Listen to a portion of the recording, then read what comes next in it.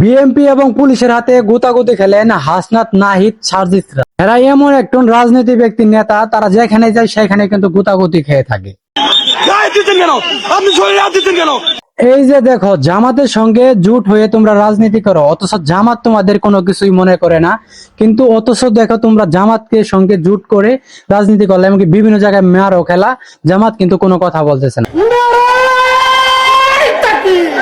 সর্বপ্রথম এনসিপির উপরে যে অ্যাটাক গুলো করা হয়, তখন কিন্তু লোকেশন হচ্ছে গোপাল। হাসনাত, নাহিদরা যখন গোপালগঞ্জে হুঙ্কার দিয়ে কথা বলে, তখনই কিন্তু তারা কট খেয়ে যায়।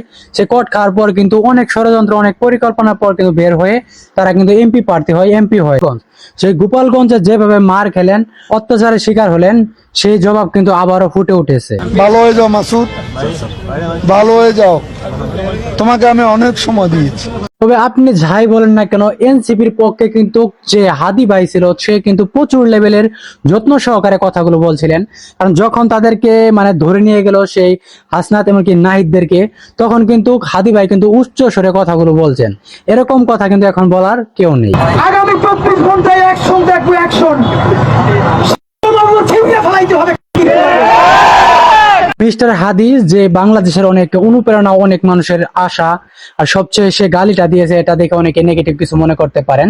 কারণ আওয়ামী লীগের বিরুদ্ধে যখন সেই হাসনাত আব্দুল্লাহদেরকে ধরে নিয়ে আসছিল, তখন হাদি কিন্তু রাগান্বিত হয়ে এই গালিটা দিয়েছিলেন। এই গালিটা দেওয়ার মানে হচ্ছে স্বৈরাচার আওয়ামী লীগের বিরুদ্ধে তারা বিশাল লেভেলের একটা হুঙ্কার দিয়েছিলেন। তবে মিস্টার হাদি সাহেব সে যখন এই গালিটা দিলেন, তখন আওয়ামী লীগের চোখে কিন্তু তিনি অনেক বড় একটা বিষাক্ত একটা শত্রুপক্ষ হয়ে গেলেন।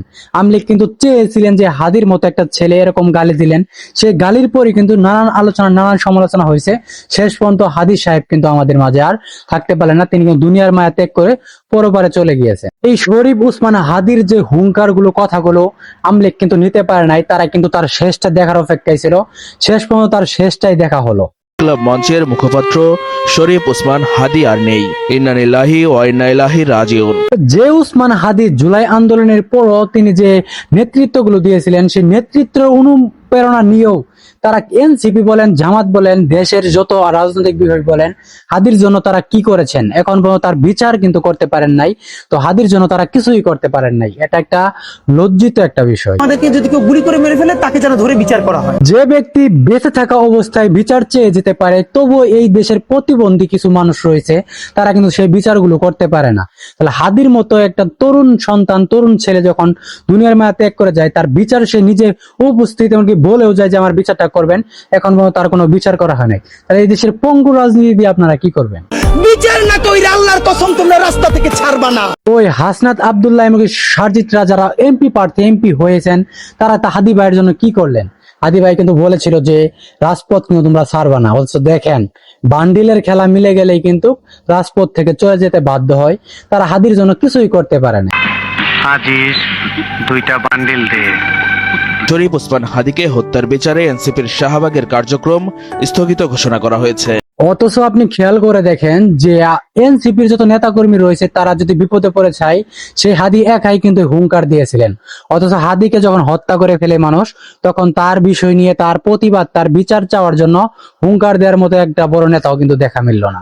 যদি জুলাই ব্যর্থ হয়, তাহলে প্রথম মার খাবে হলো এই যে এনসিপির যারা আছে। তবে উসমান হাদি একটা কথা বলেছে, জুলাই আন্দোলনে যদি সফল না হয়, সবচেয়ে বেশি মার খাবে এনসিপি, আর এনসিপি কে কিন্তু অবশ্যই প্রতিশোধ নিবে।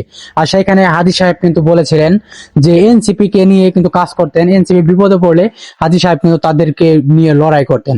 অথচ আজকে দেখেন, হাদি সাহেবের বিচার এনসিপি করতে পারলোই না, রাজপথ ছেড়ে তারা পালালো। জুলাইয়ের সাথে যদি গাদ্দারি করেন, আমার বাপেও আমার বাপ না, আমার মা আমার মা না। যাই হোক না কেন, আপনারা জুলাইয়ের নেতা, জুলাই আন্দোলন করেছেন, একজন বিপদগ্রস্ত মানুষ একজনকে হত্যা করেছে, তার বিচার তো করতে পারলেনই না, রাজপথ ছেড়ে পালালেন। আর সেখানে আপনাদের উদ্দেশ্যে আর কি বলবো? দেশ স্বাধীন তো করছেন, আপনারা আজকে এমপি হয়েও, এমপি প্রার্থী হয়েও পুলিশের হাতে, নেতাকর্মীদের হাতে গুতাগুতি খান। তো এটা কতটুকু লজ্জিত মনে হয়, আপনারা অবশ্যই জবাবটা দিয়ে যাবেন। তো একটা জুলাই আন্দোলন বলে দিয়েছে এই দেশের ভাবমূর্তি, এমনকি পরিকল্পনা, দেশ স্বাধীনতা। তো এখানে আবার দেখি হট্টগোল ছাত্রদের উপরে আক্রমণ চলতেছে। তো কেমন পরিবর্তন দেশ আমরা পেলাম, সেটা আমরা প্রশ্ন করলে নিজেরাই লজ্জা পাই।